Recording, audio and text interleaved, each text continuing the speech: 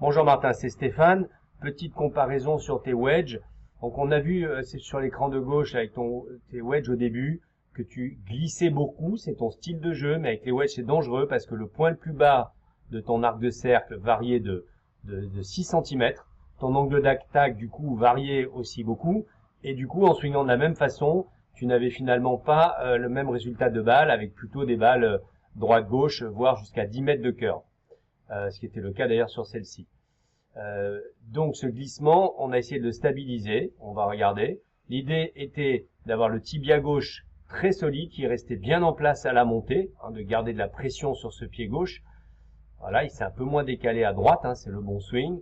Et au retour d'avoir l'impression là aussi qu'il est vraiment planté dans le sol et que tu tournes autour sans qu'il glisse trop. Ça glisse encore un peu, mais quand même beaucoup moins que les premiers swings.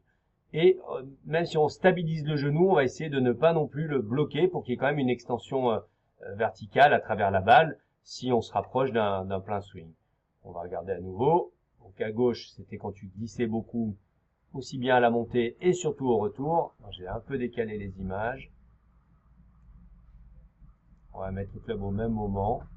Voilà, il y a encore du glissement, mais moins, comme tu le vois, parce que j'ai mis les repères aux mêmes endroits par rapport à la jambe.